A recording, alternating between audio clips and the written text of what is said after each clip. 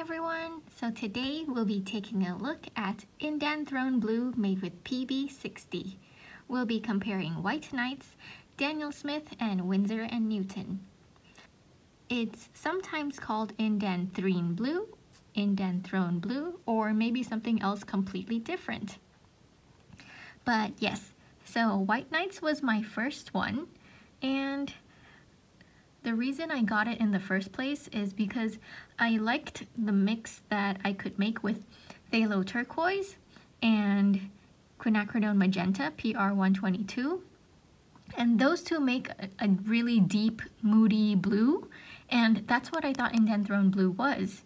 But the White Knights one felt quite weak, so I was like, I didn't get to use it much just because I feel like I could get a deeper, stronger, richer color from mixing those two pigments.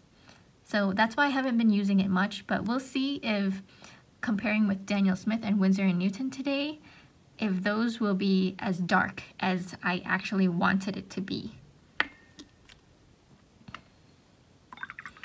All right, let's start with White Knights.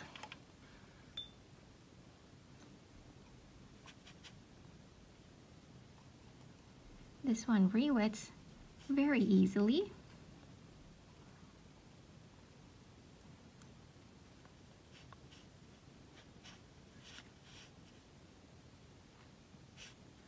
Nice and dark, but not very deep.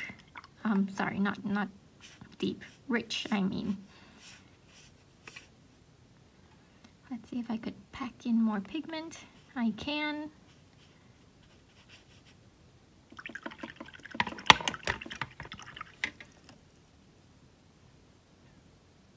Nothing much to say there. It's a transparent color. Next up we have Daniel Smith.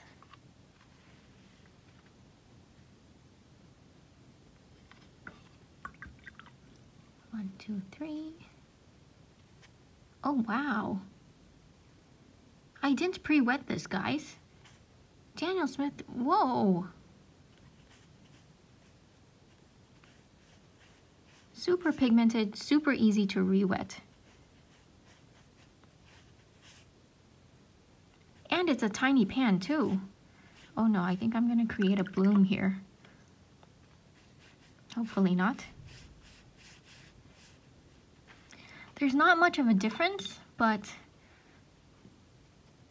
this Daniel Smith one definitely very easy to re-wet and very pigmented right from the get-go. I love that. Okay. Well, I would have liked Indanthrone blue if I got Daniel Smith in the first place. Okay, next we have Winsor & Newton. Swipe, swipe. Nope. Not as pigmented. Easy to re-wet, but not as pigmented as Daniel Smith's, I'd say. Anyone in love with this color, please don't come at me.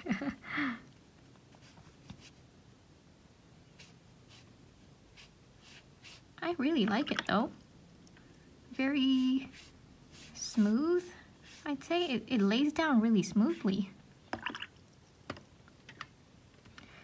Let's see if I could pack on some more pigment. Yep.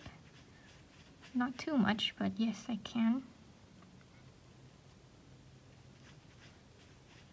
Yeah, it could get rather deep as well. But I feel like Winsor & Newton's feels a bit more like a phthalo color. Feels more vibrant than Daniel Smith's version. Yeah.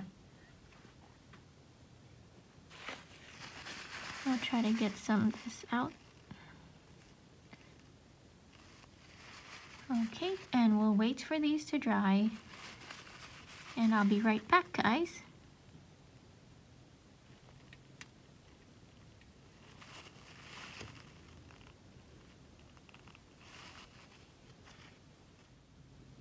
And we're back. The swatches have all dried completely. There is quite The drying shift, I wouldn't say massive, but there is a bit of a drying shift there. So if you want the colors to be as dark as it was when we first laid it on, definitely go over it with a second layer, I'd say.